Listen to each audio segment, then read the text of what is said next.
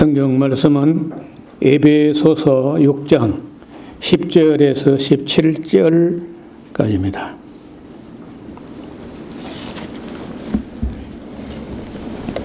정말로 너희가 주 안에서와 그 힘의 능력으로 강건하여지고 마귀의 괴계를 능히 대적하기 위하여 하나님의 전신 갑주를 입으라. 우리의 씨름은 혈과 육에 대한 것이 아니요 정사와 권세와 이 어두움의 세상 주관자들과 하늘에 있는 악의 영들에게 대함이라. 그러므로 하나님의 전신 갑주를 취하라. 이는 악한 날에 너희가 능히 대적하고 모든 일을 행한 후에 서기 위함이라.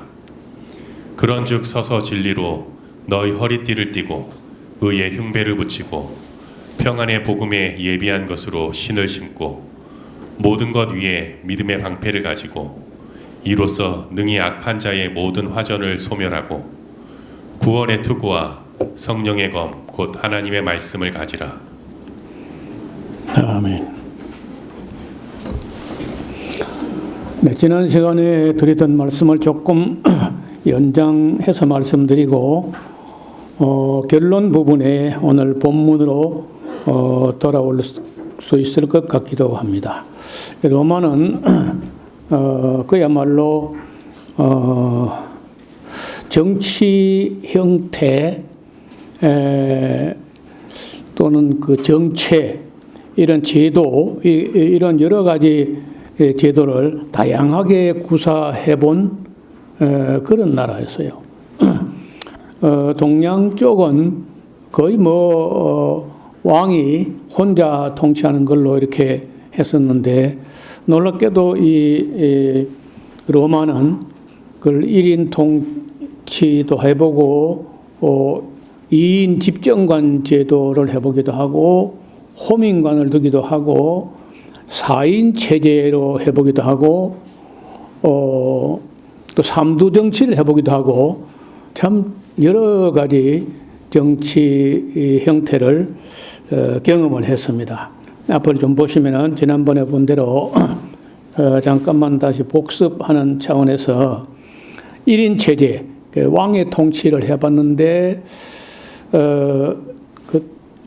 로물루스 왕부터 해가지고 7번째 왕까지 해봤는데 결국은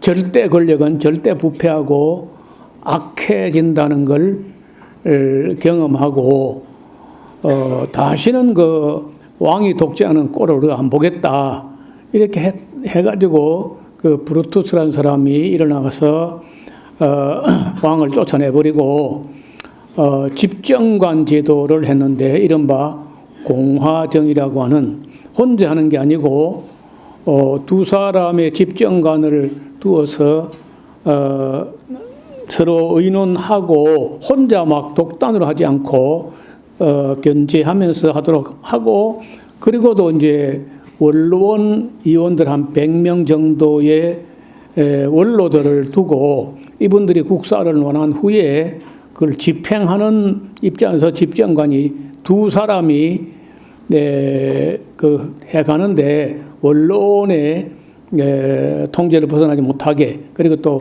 그 임기는 1년밖에 못하도록 물론 연임도 가능하지만 잘하면 또 연임하고 그 또 해봤는데 그 잘 안 됐고 그 다음에 이제 호민관을 두어서 해봤는데 그것도 잘 안 되고 3두 정치를 해봤는데 셋이 그런 대로 마음을 맞춰 나갈 때는 될 것 같아요. 근데 3인 정치 이게 3두 정치라는 게 그걸 원로원에서 결의해서 한 게 아니고 원로원이 너무 말빨이 세고 하니까 장군들 여러분 그때는 스타가 뭐냐면요 장군들이 스타인 거야.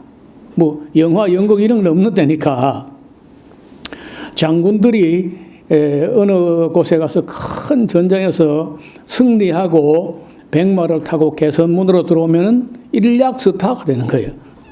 근데 이 스타들은 스타덤을 얻고 그 국민의 지지와 인기를 얻어가지고 이것도 이제 힘을 가시하겠다, 원론하고 맞서겠다 이렇게 나오는데 그것도 혼자 해갖고는 어려우니까 인기가 있는 사람, 돈 있는 사람, 이런 사람은 세 사람이 힘을 합해가지고 원론하고 맞서보겠다. 그러니까 이제 원론의 노염을 사게 되고 원론 안에는 공화주의자들이 있어가지고 결국 줄리어스 케사르가 암살당하는 그런 것도 뭐 경험해보고 나중에 로마가 너무 커서 도대체 그 동쪽 끝에서 서쪽 끝까지가 너무 멀고 커서 그걸 한 사람이 어떻게 뭐 신경도 다 쓰도 못하고 나라 이름, 지방 이름 뭐 그 이름도 몰라 다. 그걸 어떻게 통치해요? 그래서 나누어서 동로마, 서로마로 나누어 가지고 해본다. 그 나누어 가지고도 힘드니까 나누는 것을 또 나누어 가지고 동로마의 정제 부제, 서로마의 정제 부제, 정제를 아우구스투스라 그러고 부제를 케사라 그래요. 그래서 이제 케사라 2명하고 아우구스투스 2명하고 이렇게 4명 4인 통치를 해봤는데 테트라키라고 하는 이것도 뭐 될 것 같았는데 누가 반란을 하느냐? 일반 세상 나라, 보통 나라 같으면은 왕자면은 당연히 그 뭐 왕위를 계승하거나 하는데 자기들은 그렇게 못하니까 왕의 아들이 돼가지고 좀 건방을 떨고 까불고 하다가 아버지 죽고 나니까 부제에게로 왕권이 넘어가는 걸 보고는 여기 이제 반발의 힘이 일어나가지고 이 왕의 아들들이 반란을 일으키는 거라. 그래가지고 이제 이 어려워지는데요. 어떻든 조금 살펴보면 그 AD 284년에 그 황제가 되었던 디오클레티아누스. 야, 이 사람은요, 이름이 좀 길어서 디오클레티아누스라는 사람인데 기독교 박해자 중에 10대 박해, 네로 황제부터 도미티아누스 황제 박해, 트라이누스, 하드리아누스 쭉 해가지고 마지막 디오클레티아누스가 10번째 거의 발악적인 최악의 박해자였어요.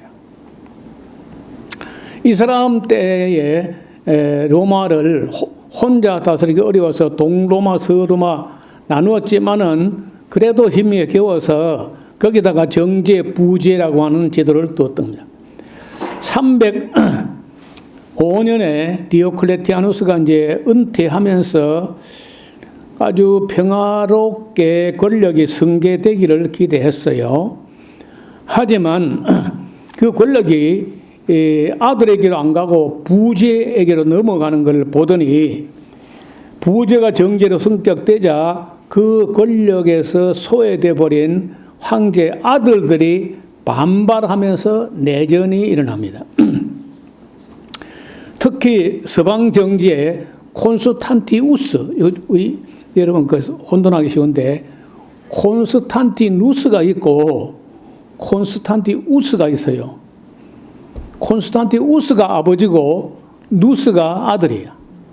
그래서 우리가 늘 아는 사람은 콘스탄틴하고 콘스탄티누스고 오늘 그 콘스탄티누스의 아버지 이야기를 하는데 아버지가 콘스탄티우스 클로루스라고 하는 사람인데 그 사람 아들이 콘스탄티누스, 기독교 자유를 선포한 사람이죠. 그리고 또 전임 정제의 아들 막시미누스의 아들 그 맥센티우스, 이제 결국은 이 콘스탄티우스의 아들 콘스탄티누스하고 막시미누스의 아들 맥센티우스하고 이제 이 둘이 이제 파워 게임을 하는 거예요. 어쨌든 306년에 그 아버지가 죽자 콘스탄티누스는 영국 요크 지방에서 그 군대 그 휘하 장병들과 함께 있었는데 그 군인들이 자기 대장이었던 콘스탄티누스 그 왕자도 이제 왕자를 왕으로 추대해 버리고 영국 땅에서 이탈리아 그 로마의 황제를 군인들이 그냥 추대하면서 이제 왕이 둘이 되는 것처럼 이탈리아 본토에서는 맥센티우스가 내가 왕이다 하고 있고 영국에 가서 정복하러 갔다가 거기서 콘스탄티누스가 군인들에 의해 가지고 왕으로 추대가 된다는 거예요. 그러면 이제 한판 붙어야 되는 거죠. 그래서 로마 이제 콘스탄티누스가 한판 싸우려고 로마 가까이 왔는데 밀비우스라는 그 유명한 다리가 있는데 그 밀비우스 다리에서 벌어진 그 막센티우스와의 전쟁에서 콘스탄티누스가 승리하면서 역사의 향방이 갈라져요. 그리고 이 사람이 312년에 그 밀비우스 다리에서 싸워서 이겼는데 그 이듬해 313년에 기독교 자유가 선포되거든요. 그래서 이 사람이 이제 그 전쟁 밀비우스 다리에서 맥센티우스하고 전쟁하기 전날 밤에 꿈을 꿨는데 하늘에서 어떤 깃발, 어떤 문양이 새겨진 깃발인데 그 깃발에 십자가가 이렇게 그려져 있는 그런 깃발을 보고 이 깃발로 싸우라 그런 계시를 받았다네. 믿거나 말거나 합니다. 말이 그래. 그래서 그런지 어떻든 이겼고 이기고 나서 그 이듬해에 기독교 자유를 선포하는 거야. 기독교뿐 아니라 모든 종교는 다 자유다. 또 딴 종교는 원래부터 금해 본 적이 없어요. 기독교만 이제 박해를 당하는데 왜냐하면 기독교는 딱 박해 당하고 욕먹게 생겼어. 왜? 다른 신이 아니라고 해버리거든요. 그럼 얼마나 무시하는 거예요? 다른 모든 신은 다 가짜라고 하니까. 그러니까 미움받고 박해받고 했는데 기독교 자유를 선포하면서 그동안에 이제 카타콤베 같은 지하, 무덤, 동굴 이런 데 숨어 있던 지하교회가 지상으로 올라오게 됩니다. 자, 그럼 이제 313년에 그 동로마에는 리키니우스라는 사람이 황제로 있었는데 그 서로마의 콘스탄티누스하고 동로마의 리키니우스하고 밀라노에서 만나가지고 그리스도교를 포함한 종교의 자유를 인정하는 칙령을 내립니다. 이걸 이른바 밀라노 칙령이라 그래요. 밀라노 칙령. 시험에 나옵니다. AD 313년 313년에 기독교 자유가 선포된 거예요. 그게 얼마만큼 걸리느냐? 33년 AD 33년에 예수님께서 십자가를 지시고 부활을 성천하시고 성령이 강림하시고 하셨다면은 280년. 280년 만에 기독교가 로마에 가서 선한 싸움을 싸워가지고 절대로 기독교 남을 해치지 않고 선으로 악을 이기는 그런 싸움을 해가지고 기독교 자유령이 선포됐다는 거예요. 놀라운 일이죠. 어쩌면은 이는요, 제국의 안정을 꾀하기 위하여 정치적인 합의라고도 할 수 있습니다. 왜냐하면 이게 종교 박해라고 해도요, 박해를 하다 보면 사람을 죽여야 되고, 그런데 기독교가 이제 박해를 대체적으로 기독교가 박해를 받지만은 그렇게 하게 되면은 사회가 불안하고 어수선하고, 이제 그런 때 자유를 선포해버리면요, 다소간 혼란이 있지만은 그게 안정됩니다. 여러분, 중국 같은 데 지금 자유가 없고 북한에 자유가 없잖아요. 그러니까 다 불안한 거예요. 아니, 그 시진핑이나 김정은도 불안해요. 그 자유를 억압해놓고 나면은 편안한 게 아니고 자기들도 다 불안한 거예요. 안 편안해요. 그럼 이란이 지금 굉장히 어려워진 모양인데 커피 한 잔 사 먹으려면요, 그 가방에다가 지폐를 한 손으로 못 들 만큼 들고 가야 돼. 한 손으로 다 못 들 만큼의 지폐를 들고 가야 커피 한 잔 사 먹을 수 있어요. 그래서 그걸 세는 거는 불가능이다. 그래서 지폐를요, 저울에 달아가 줘요. 근데 그게 언제 그러냐면요, 히틀러 말기에 그랬거든. 그리고 딱 그와 같은 현상이 지금 이란에서 벌어지는 거예요. 그러니까 억지, 안 되는 정치도 할 줄 모르는 사람들이 안 되는 정치를 억지로 하면요, 본인도 불행하고 국민도 불행하고 그렇게 되는 거야. 324년에 크리소폴리스 전투에서 결국 이제 서로마, 콘스탄티누스가 있는 서로마가 동방 리키니우스를 최종적으로 격파하고, 리키니우스가 항복을 했지만은 처형을 합니다. 이로써 이제 다시는 뭐 2인 체제, 3인 체제, 4인 체제 이런 게 없고 이제 다시 이제 원점으로 가서 1인 체조, 그 원점으로 돌아온 거예요. 다시 1인 체제로 돌아옵니다. 콘스탄티누스는 분열되었던 로마 제국을 40년 만에 다시 1인 통치 체제로 통합을 합니다. 그리고 바로 6년 후에 AD 330년에 제국을 하나로 합쳐놓고는 콘스탄티누스가 로마의 중심 수도를요, 지금 이제 이탈리아 로마를 버리고 이스탄불, 그때는 그 이름이 이스탄불이 아니고 비잔티움이야. 비잔티움으로 옮겨요.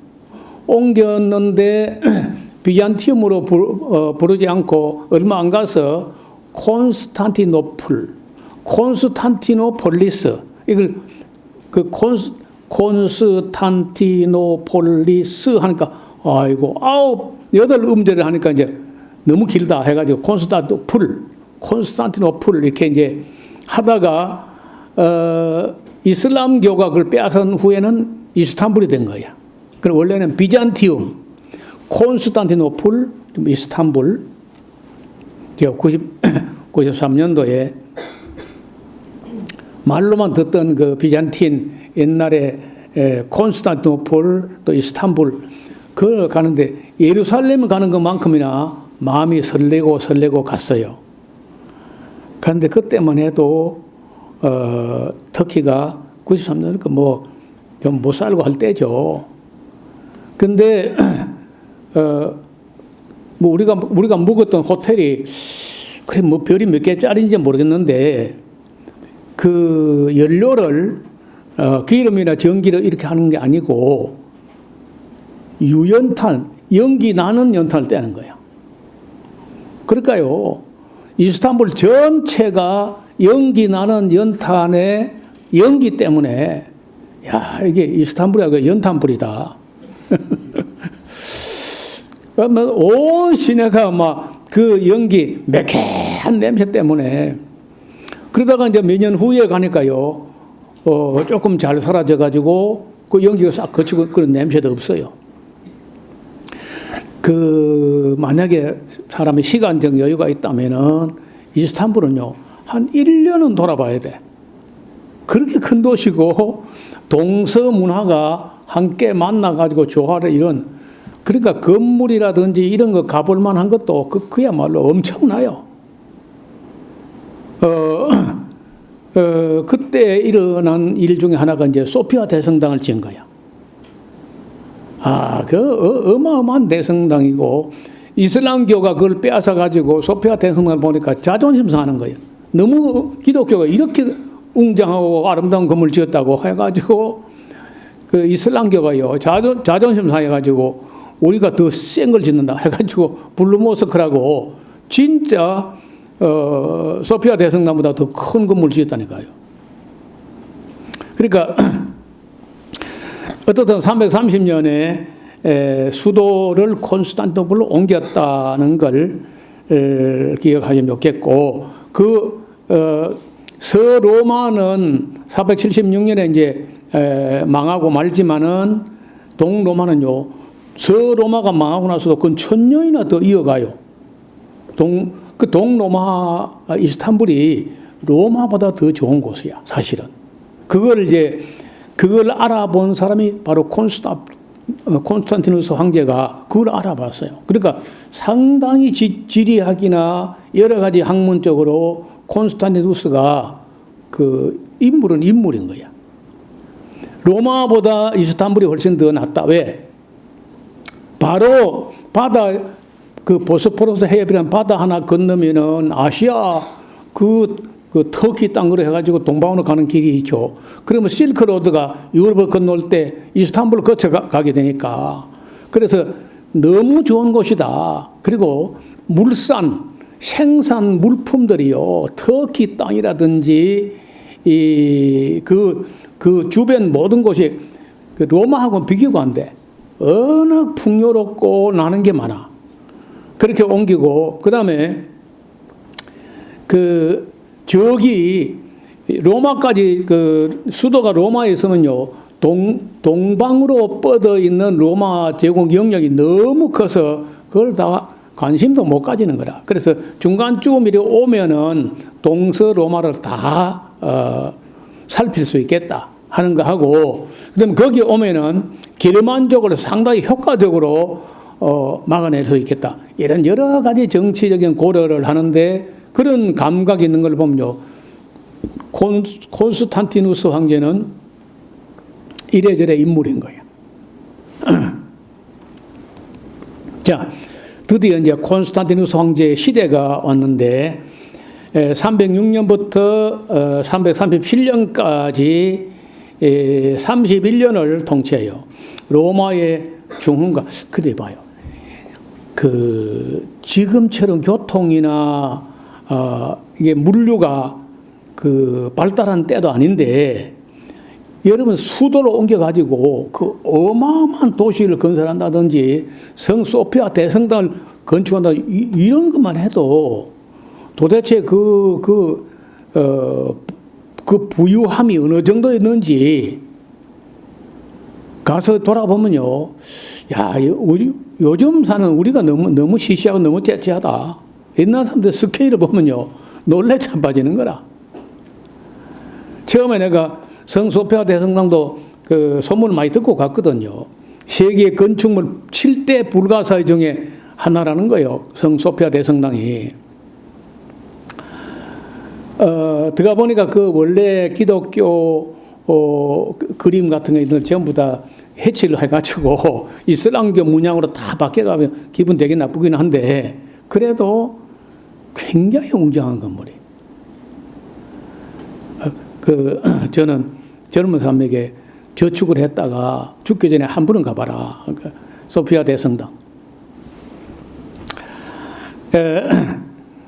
자, 이 사람이 사두 정치, 사분할 통치를 끝내고 1인 통치 시대를 열었고, 또 제국의 운명을 바꾼 결정을 두 가지를 내렸는데, 하나는 기독교를 공인, 313년 밀레노 칙령으로 박해받던 기독교를 공인한 것과, 그 다음에 천도, 로마에서 콘스탄티노플로 수도를 옮겼다는 거, 이게 어마어마한 일이에요. 그래서 이제 처음에는 그 콘스탄티노플 도시 이름은 노바로마 라틴어요, 새로운 로마 이렇게 이제 했는데, 처음에는 새로운 로마 옛 로마 이렇게 하니까 별로 달갑지 않다 해가지고 얼마 안 가서 이제 콘스탄티노플로 이름을 바꿔요. 그리고 이제 그가 죽고 나자 그 아들들과 후계자들이 제국을 나누어 다스리며 혼란이 이어지는데, 디오도시우스 1세가 337년 그러니까 콘스탄티노스 황제 죽고 나서부터 395년까지 상당히 오래 통치를 하는데 이 데오도시우스 황제가 기독교를요 그 자유만 선포하는 게 아니고 국교로 만들어버립니다. 오히려 거꾸로 기독교 아닌 종교가 이제 박해를 당해야 돼. 기독교 아닌 종교는 다 그 신봉하지 마. 기독교가 국교야. 그러니까 이제 기독교를 신봉하지 않으면은요, 공직에 못 나간다든지 이렇게 불이익을 당해요. 그래서 기독교 국교가 된 거야. 그러면 여러분 한번 계산해 봐요. 33년, 395년에서 33년 빼봐요. 응? 362년? 362년 만에 기독교가 로마를 꺾어버린 거예요. 칼도 안 쓰고, 정말 믿음과 소망과 사랑과 진리를 가지고 기독교가 총칼도 안 쓰고 사랑과 진리를 가지고 윤리를 가지고 362년 만에 로마를 기독교화 해가지고 국교가 됐다니까요. 이건 참 대단한 일이에요. 그러니까 그때의 기독교 정신을 그대로 이어갔으면은 오늘 조금 더 이야기할 그 어마어마한 이슬람 공격을 안 받았어야 되는데, 그 뒤로 기독교는, 종교 논쟁이나 교리 싸움이나 이런 거 하다가 지리멸리를 해버리고, 이슬람교 오니까요, 그냥 추풍 낙엽으로 떨어져 버려요. 그리고 데오도시우스 1세가 사망하자 제국을 또 두 아들에게 물려줬는데 형이 아르카디우스라는 사람이 동로마를, 동생 호노리우스가 서로마를 맡아가지고 그때부터 이제 로마는 완전히 갈라진 한 나라 안에 동로마 서로마가 아니고 그러니까 두 나라가 돼버려요. 그냥 완전히 제국은 다시는 하나로 합쳐지지 못하고 끝나버립니다.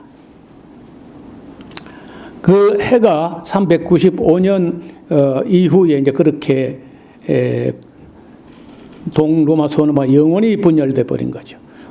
콘스탄티누스가 천년의 수도 로마를 뒤로하고 콘스탄티노플 현 이스탄불로 새로운 수도를 정한 데는 그 치밀한 군사적, 경제적, 정치적 그런 해안이 있었다는 거예요. 첫째, 군사적 요충지다. 적이 있다면은 가장 가까운 데서 감시하고 통제하겠다. 다뉴브강 유역의 게르만족이라든지 슬라브족이나 이런 사람 자꾸 국경을 넘보기 때문에 가까이 가서 그걸 다 제어하겠다는 것이고, 로마 역사로부터 지금 이 시간까지도 서방이 호락 안 되던 데가 있는데 그게 어디냐? 그게 바로 페르시아야, 페르시아. 그때도 사산조 페르시아라고, 페르시아가 나중에 이제 사산조 페르시아라고 옮겨가는데 그걸 부담스러워하면서 로마와 대등한 라이벌로 있던 이 사산조 페르시아를 멀면 왜 싸워서 이게 어려우냐? 보급품이 어려워져요.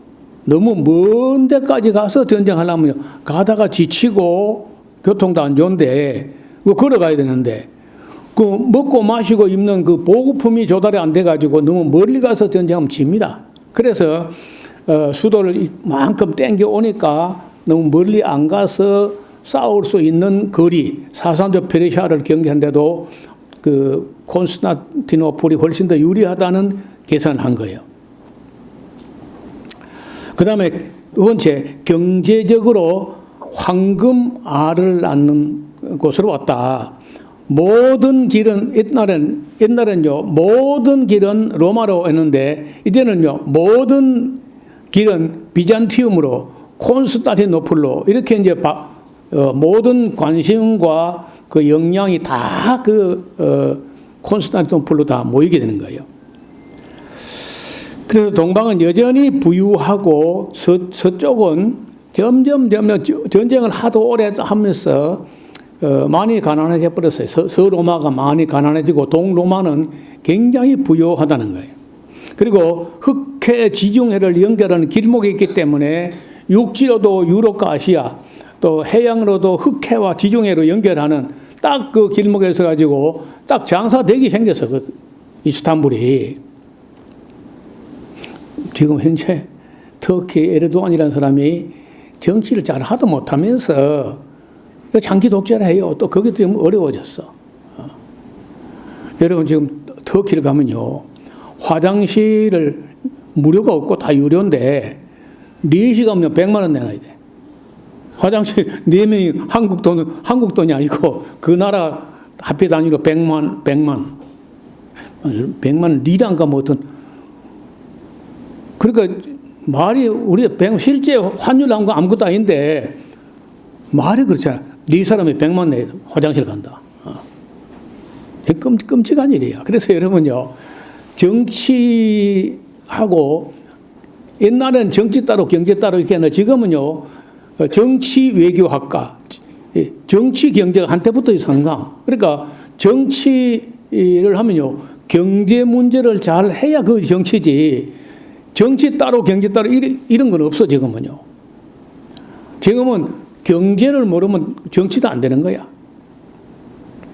그러니까 지금 이란도 그렇고 그 튀르키예, 터키도 지금 그래요. 굉장히 어렵습니다. 네, 어떻든 그때는 그 경제적으로 콘스탄티노플이 훨씬 유리하다. 그 다음에 3번째도 중요해요. 왜 그 콘스탄티노플을 옮겼느냐? 로마에 있으면요, 로마의 터줏대감들이 있어. 그 아주 오랫동안 로마의 그 원로, 보수, 꼴통들 이런 것들이 시시때때로 브레이크를 걸어. 그래서 원로원 세력의 전통과 귀족들이 꽉 잡고 있어가지고 뭘 새롭게 뭘 하려고, 왕이 하려고 해도 계속해서 브레이크를 걸고 이래서 이제 짜증나.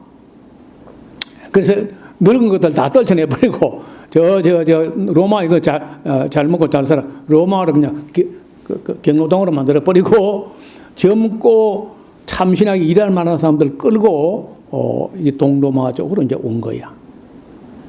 이런 일본도 그래서 일본도요. 그 동경에서는 그 늙은 꼰대들이 영 말 안 들어. 그래가지고 일본에서 그 이토 히로부미라든지 그 중에 조금 진보적이고 진취적인 사람은요, 만주에다가 일본 본토보다 훨씬 더 진보적이고 진취적이고 대륙으로 꿈을 펼치는 큰 나라를 만들겠다. 그 오족 협파회, 그 무지개 깃발을 만들어 가지고 오족 협파회를 만들어 가지고 그 러시아족, 몽골족, 만주족, 한족, 일본족 오족 협파회를 만들어 가지고 그 캐캐묵은 그런 일본 동경의 그 꼰대 나라 말고 진짜 나라 만들자 하면서 군사도 그 일본 육사보다 더 센 군사를 만들겠다. 관동군 군관학교를 만들고, 그리고 거기다가 대학을 세웠는데 그 대학이 건국대학이라네. 그 당시에 만주에. 근데 뭐 그 꿈이 안 펼쳐지고 러시아가 와서 45년도 8월 9일인가 선전포고를 하고 8월 8일, 8월 9일 그러면서 이제 며칠 만에 망가져 버렸죠. 그 만추리아가. 그래서 그렇지. 거기서도 일본 동경 안에서는 뭐 말이 많아. 늙은 꼰대들이. 그러니까 이제 좀 진취적인 사람들이 만주에다가 그 대륙을 보고 꿈을 키우는 그런 나라 만들겠다고 한 건데 그런 게 있는 겁니다. 그 원로들이 말이 옳은 것도 있는가 하면은 너무 보신주의로, 여러분 늙으면요 변화를 싫어해요. 그래서 젊고 참신한 사람들 다 끌고 콘스탄티노플로 온 게 그때로서는 좀 잘했다고. 왜냐하면 천년을 가거든요. 그 나라가. 그리고 이제 이교도, 기독교를 완전 국교로 만들려고 할 때도 로마에서는 참 어렵다. 그 로마에 온갖 세계의 신이 다 있거든요. 여러분 그 로마에 가면요. 판테온이면서 판테온. 판테온이 뭐냐면요. 만신전이야. 만 가지 신을 다 섬겨. 모든. 그러니까 그런 종교 냄새가 찌들어 있는 곳에서 새로운 기독교 나라 같은 나라를 만들기 어렵다고 인식을 했기 때문에 여러 가지를 황제가 감안해가지고 천도를 한 것인데 그때로서는 참 굉장한 일을 한 거죠. 그리고 이제 앞을 보세요. 서로마가 이제 떠나버리고 나니까 이제 그 남은 거는 진짜 보수 꼴통들, 꼰대들만 이게 남아있는 거예요. 게르만족이 자꾸 이제 위에서 내려오는데 여러분 언제나 오랑캐는 북쪽에서 옵니다. 북쪽은 춥고 배고프고 양식이 모자라요. 그래 약탈하러 오는 거죠. 그러면서 이제 서로마가 395년부터 476년 그 로마가 망할 때까지 훈족의 압박도 있고 또 게르만족이 대거 로마 국경을 자꾸 밀고 내려와요. 그리고 이제 410년에 서고트족의 왕 알라리크가 로마시를 함락하고 약탈을 시작합니다. 로마인들에게 엄청난 충격. 아이고 세상에 우리가 로마가 침략을 당하다니 이게 말이 되냐? 여러분요, 혁신하고 개혁하고 발전하지 않으면요 죽습니다. 경쟁하는 사회에서 혁신도 없고 개혁도 없고 진보도 없고 그러면요 늙어서 그냥 다 쪼그라져가 죽는 거야. 여러분 영국이 지금요 몰락이 가는 거야. 몰락. 지금 독일도 지금 죽을 지경이라. 프랑스도 늙었어요 벌써.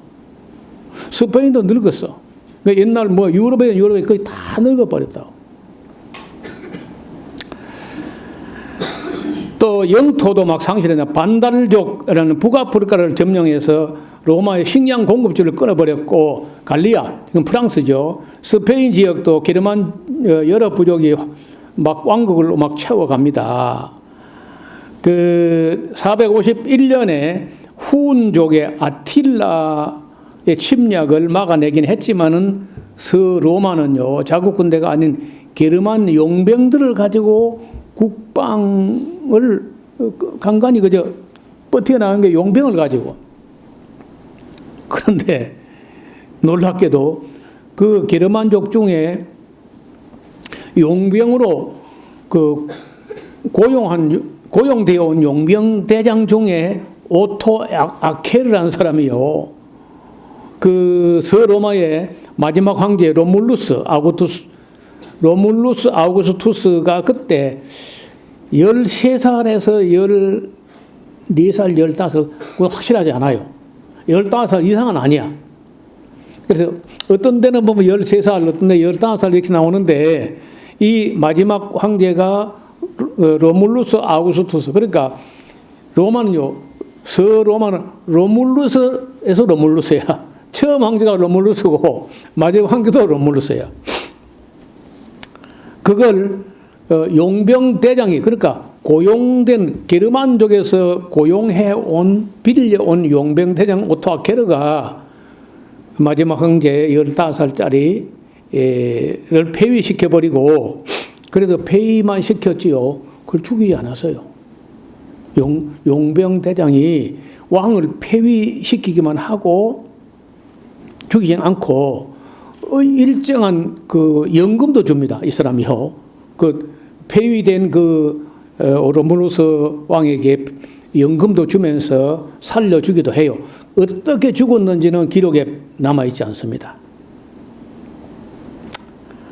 그리고 그 동로마 황제에게다가 서부에는 이제 더 이상 황제가 필요 없다 하면서 사람을 보내요.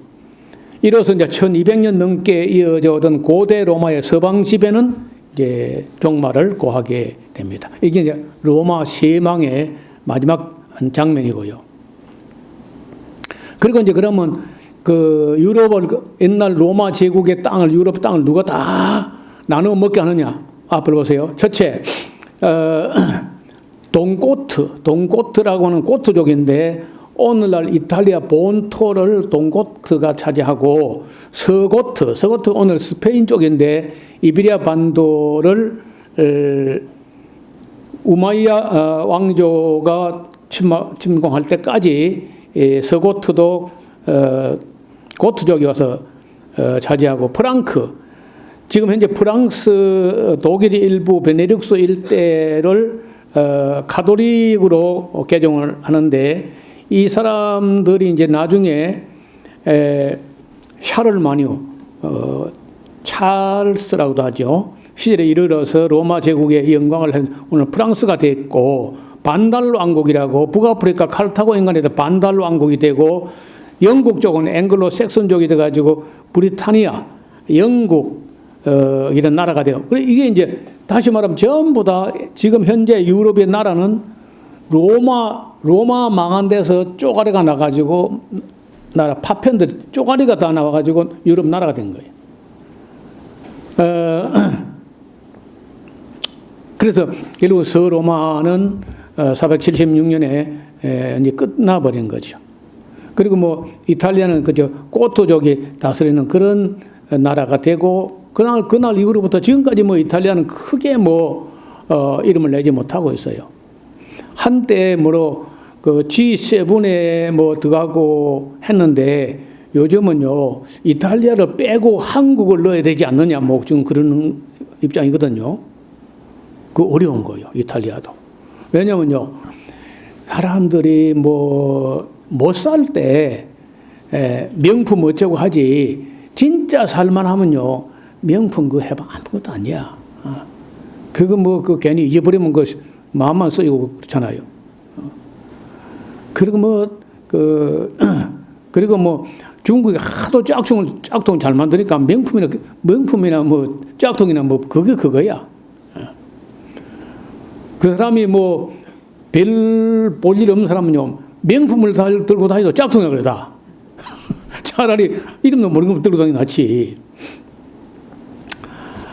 그래서 그렇게 되다 보니까 프랑스도 어려워지고 이탈리아도 그 명품 만드는 이탈리아하고 프랑스가 지금 어려워지는 거예요.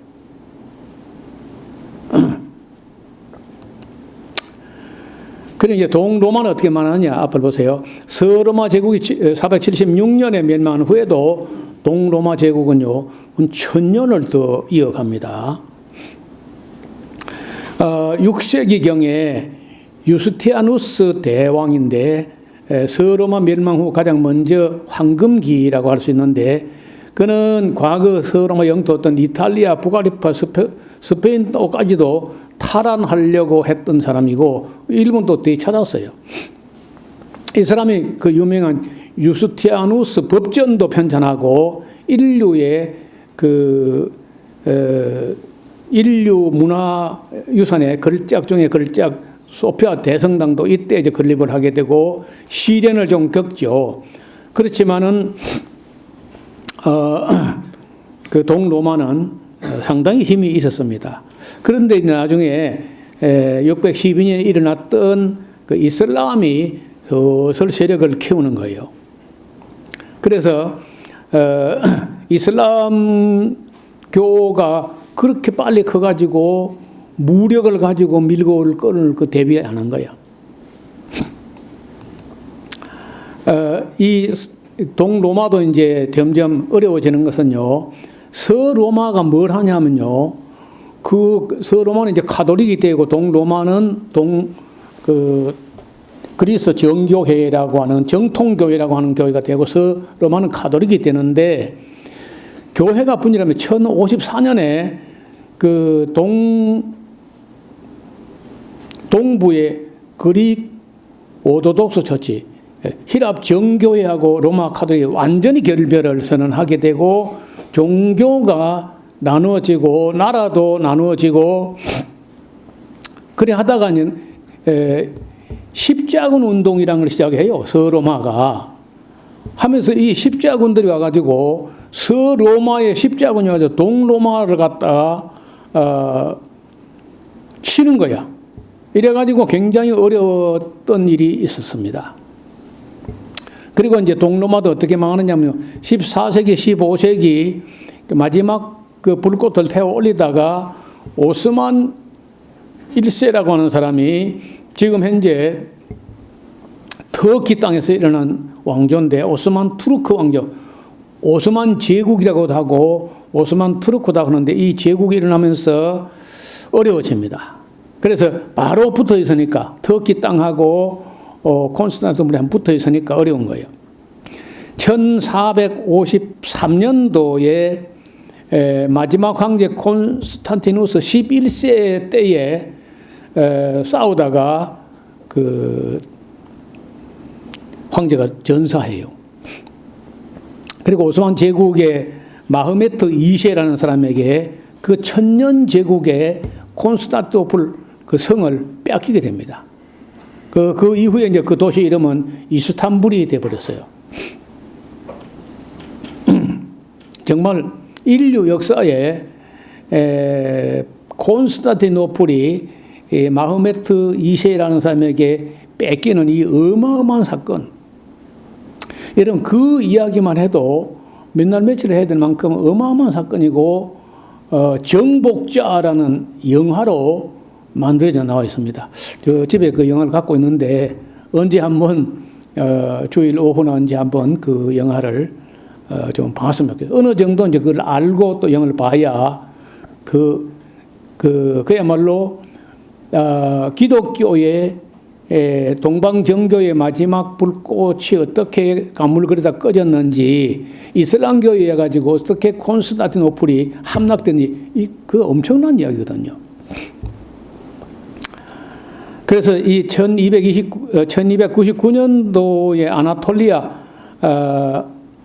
서북부에서 건국한 오스만 제국이 결국은 얼마나 그 넓은 땅을 차지하는지 나중에 지도를 좀 보겠습니다. 그 중에 특히 1520년부터 1566년까지 그 술레이만 대제, 이러면 얼마 전까지만 해도 위대한 세기라고 하는 그 프로그램이 있었어요. 무슨 종편인가 어디서 그걸 내보냈거든요. 위대한 세기. 저도 한동안 그걸 봤었는데 역사물이기 때문에 근데 엄청난 힘을 갖고 있었는데 이 사람들이 놀랍게도요 굉장히 관용 정치래요. 오스만 제국이 항복하고 세금을 바치면 뭐 죽이거나 그래. 옛날에 마치 알렉산더 대왕이나 아니면 고레스 대왕처럼 그렇게 죽이는 걸 능사가 아니고 그 항복하고 세금을 바치겠다 하면은 자기 종교, 유대교, 기독교도 종교를 탄압하지 않고 개종을 안 해도 괜찮다. 이렇게 해가는 거예요. 그리고 굉장히 넓은 땅을 차지하게 되고 기독교 문명, 물질, 뭐 건축, 예술 이런 거 하고 이슬람 양식한테 모아가지고 그야말로 다시 그 비잔티움 쪽을 이스탄불로 굉장히 육성을 해요. 자, 여기에 이제 이 사람들이 1683년 그 연도를 기억했는데 이 사람들이 어딜 갔냐면요. 비엔나가 신성 로마 제국 중에서도 합스부르크 왕조라고 하는 그 어마어마한 왕조가 버티고 있는 비엔나, 유럽의 중심이라고 할 수 있는 거기를 갖다가 에워싸게 됩니다. 근데 에워싸가지고 하마터면 무너질 뻔했는데 그때 교황청에서 인노센트라고 하는 교황이 전쟁 자금을 대주고 폴란드 군대가 와가지고 그 비엔나를 구출한 거야. 그래 안 했으면요, 그때 비엔나가 함락됐으면은 비엔나 무너지면서 유럽 전체가 다 초토화될 뻔했는데 그 비엔나를 지켜내요. 여러분 여기 오스만 투르크의 술레이만 대제 때 보면요, 예니체리라는 군대가 있어요. 예니체리. 이게 이제 왕을 호위하는 최고 수준의 특수부대라고 할 수 있는데, 이걸 어떻게 하느냐? 기독교 나라를 침공해가지고 가면 이제 청년들이 있을 거 아니야. 늙은 사람들은 볼 필요 없고, 한창 젊은 기독교 청년을 잡아다가 이슬람교로 개종을 시켜가지고 왕제 친위대를 만들어가지고 훈련한 무시무시한 군대가 예니체리야. 이게 오스만 투르크 역사를 공부할 때 예니체리란 말은 여러 번 등장하는 말인데, 기독교 청년들을 붙잡아가지고 개종시켜가지고 이슬람교 전사를 만들었어. 그리고 기마병으로. 나중에 이것들이요, 또 정치에 개입을 하게 되면서 어떤 면에서는 오스만 투르크가 또 그래서 망하기도 해요. 그런데 결정적으로 어떻게 해서 오스만 투르크가 망하느냐 하면은, 처음에는 좀 이렇게 개혁도 하려고 좀 했는데, 그 1차 대전 터졌을 때 괜히 그 독일 편을 들었어. 오스만 투르크가. 지금도 터키 사람들은요, 롤 모델이 터키야. 아니요, 터키가 독일이야. 독일 하면 죽고 못 살. 한국 사람 미국 좋아하는 거 더 좋아하는 것 같아요. 괜히 독일 편에 들었다가 오스만 투르크 영토 다 2차 대전 끝나자마자 터키가 가지고 있던, 오스만 투르크가 가지고 있던 모든 땅을 유럽에 다 뺏겨버립니다. 그래서 그 중동 일대가 전부 영국이라 프랑스 이런 나라들이 차지하고 있던 게 왜 그러냐? 괜히 오스만 투르크가 1차 대전 때 독일 편에 서는 바람에 그런 불행을 겪은 거예요.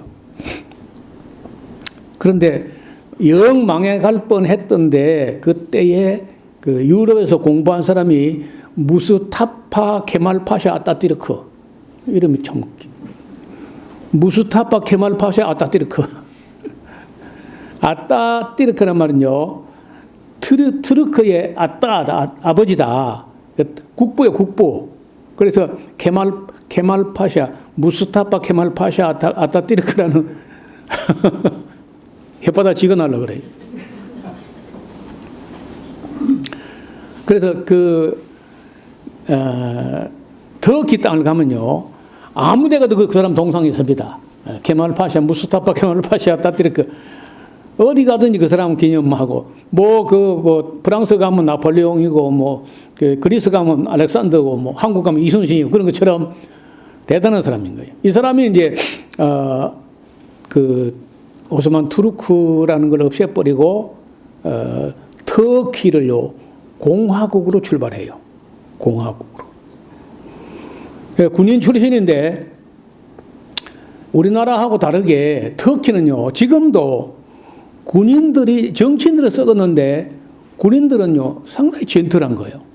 터키는 군인들이 전부 다 케말 파샤 아타투르크라는 사람 정신을 이어받는 어떤 그런 맥이 있어요. 그래서 종교인들이 정치를 하다가 죽을 쓰거나 엉망을 하면요, 군인들이 쿠데타를 해가지고 권력을 싹 빼앗아가지고 선거를 새로 해가지고 민정 정부를 만들어 놓고 깨끗이 군을 돌아가요. 그래서 터키 쿠데타는요, 항상 국가의 이익을 해서 정치인들이 썩어 빠진 걸 군인들이 바로 잡아놓고 군 번영으로 돌아갑니다. 터키는 번번이 그래서요. 내가 저걸 때 또 군인들 일어날 때가 됐다. 터키가 너무 썩었어. 아니면 지금 이란도 보니까 이란 종교 지도자 이런 사람 너무 잘못됐어요. 그럴 때는 천상적 총칼을 갖고 있는 무력을 갖고 있는 사람이 일어나야 이제 바로 잡을 수 있는 거죠. 근데 대부분은 그렇게 못합니다. 군인들이 지가 권력을 잡아가지고 악을 행하고 하는데 터키는 역사를 보면 터키는 안 그래요. 군인들이 딱 잘못된 정치를 바로잡아 놓고 군 본연으로 딱 돌아갑니다. 몇 번 그랬을 겁니다 아마. 이것은 바로 케말 파샤 이 사람의 영향 때문에 그런 좋은 전통이 생긴 게 아니냐 이런 생각을 합니다. 오스만 제국의 공과 특징이 있는데 관용 정책, 정복지의 기독교 대교 신자들에게 세금을 내는 대신에 신앙을 유지할 수 있도록 하고 그리고 상당히 온건한 그런 제도를 운영합니다. 그리고 동서양의 가교, 동서문물이 교류가 될 수 있는 그런 도시를 만들었어요. 실크로드의 종착점을 만든 것도 이 사람들이 이스탄불을 그렇게 만들어 놓은 거죠. 앞을 보세요. 오스만 투르크 이전에 이 다마스커스에서 일어난 그런 종교가 있는데 이것이 우마이야 왕조라고 합니다. 이 사람들은요 칼리프 제도도 아니고 세습을 해요. 그러면서 한때 뭐 오래 가지는 않았지만은 한때는요 지금 이 초록색으로 된 이 넓은 땅, 다시 말해 이슬람교 전체를 심지어 이 스페인 거의 대부분까지도 이 우마이야 왕조가 다 차지해가지고 다스리다가 그 뒤에 이제 여기서 일어난 오스만 투르크가 일어나요. 오스만 투르크 이전에 지금 이야기 우마이야 왕조 이야기고 여러분 그래서 지금 이 스페인에 가면은요 이슬람교 흔적이 많이 남아 있습니다. 어마어마한 건물들도 또 이슬람교 건물이고 유산이 많이 남아 있어요.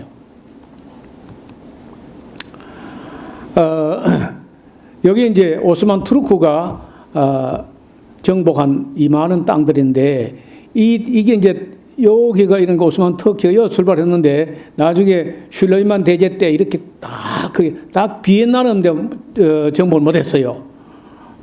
비엔나를 정복했다면 유럽이 빡 뚫리는 건데 이거 막아내면서 그때 이제 폴란드 군대가 큰 공로를 세운 것이고 어떻든 이만큼이나 오스만 투르크가 크게 해가지고 600년이라는 역사를 기록합니다. 오스만 투르크가 관용 정치를 하고 또 그 개혁도 하고 연구도 많이 하고 이렇게 해서 이 사람들이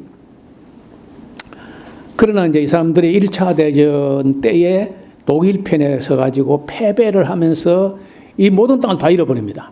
다 잃어버리고 겨우 터키 땅 요거 한 개만 요것만 남아가지고 그 아까 무스타파 케말 파샤가 터키 공화국으로 만들어가지고 겨우 남아있는 것 뿐인 거예요.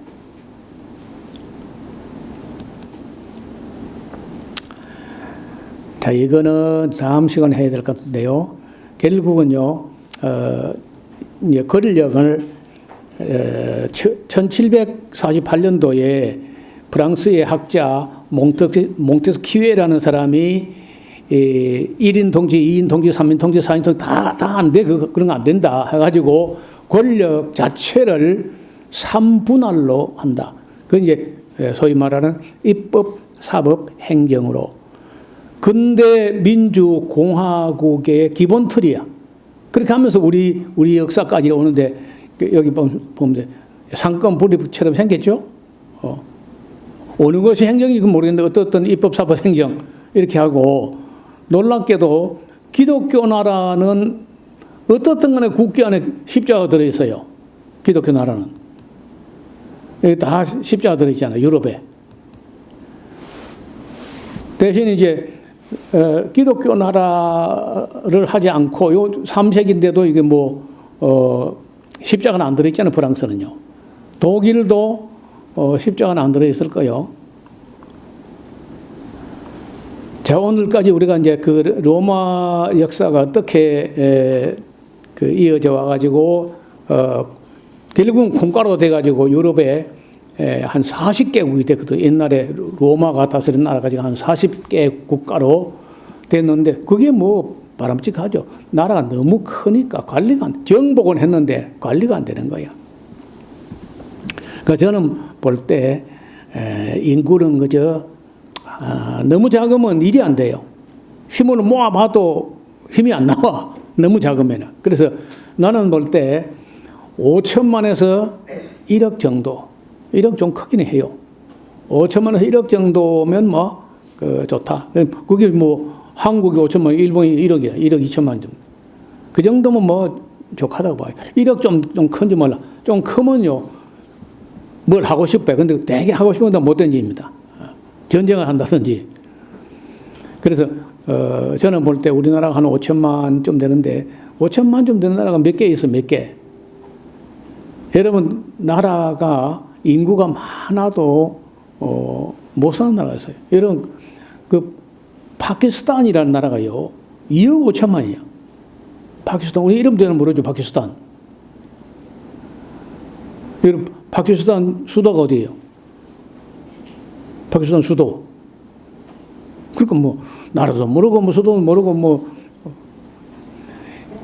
이슬라마바드. 우리 서울 하면 되겠다. 이슬라마바드. 뭐하라고 그렇게 하는지. 근데 못 살아요. 근데 자원이 없느냐? 인적 자원마다 2억 5천만 있는 큰 자원이죠. 그 다음에 그 앞에 아프가니스탄도 또 있어. 카불. 그것도 또 못 살아. 근데 놀랍게도 아프가니스탄 사람들 싸움은 잘해요. 러시아 와가지고 8년 동안 싸웠는데 러시아가 울고 갔어. 미국 가가지고 20년 울고 나왔어. 미국 울고 나왔어. 딴 거는 못해도 싸움은 잘해요. 근데 한국 사람 싸움도 잘하지만은 데모도 잘하고 경제도 잘하고 대통령도 잘 잡아놓고 그렇잖아요. 세계 역사를 공부하는 중에 어쩌면 가장 재미있는 역사가 로마 역사가 아니냐.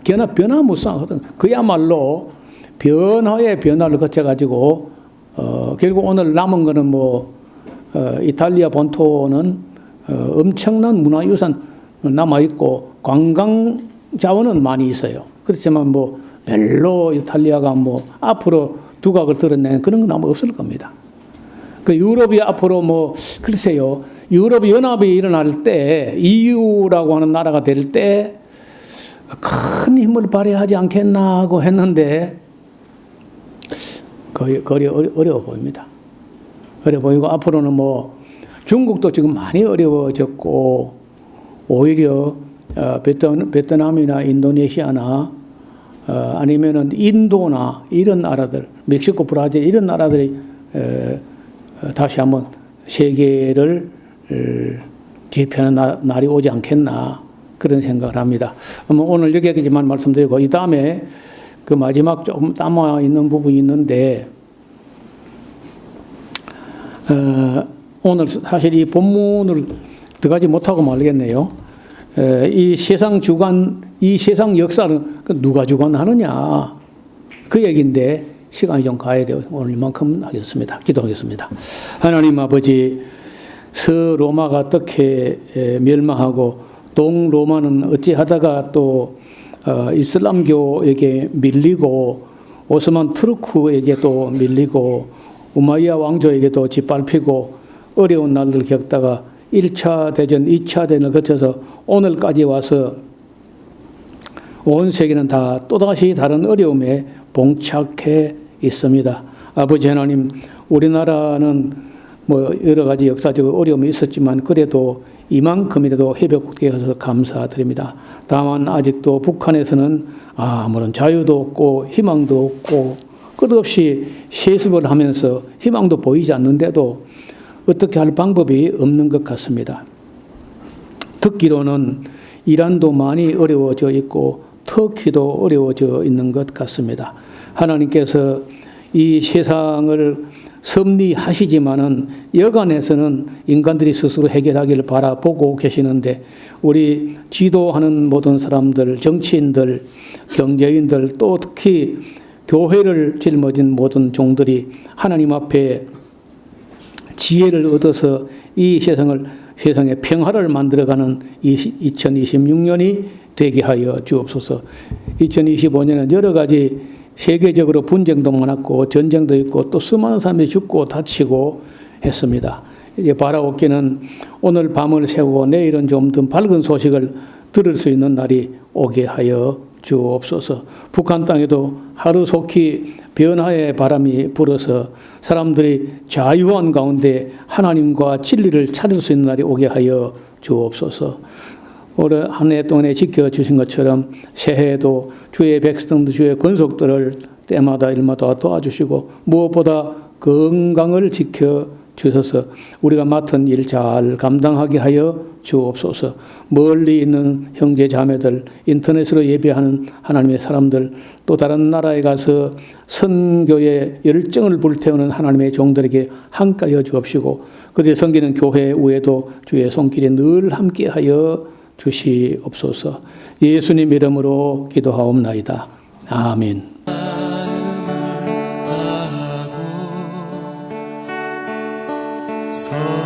성품을 다하고 힘을 다하여서 여호와를 사랑하라. 내게 준 계명을 마음에 새기고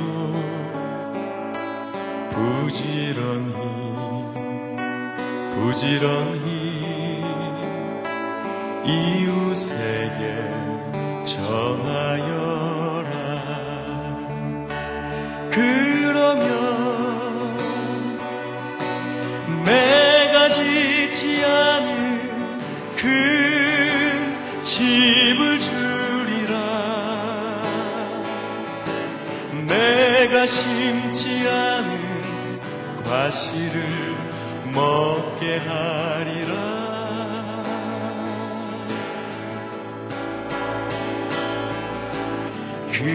그러나 한 가지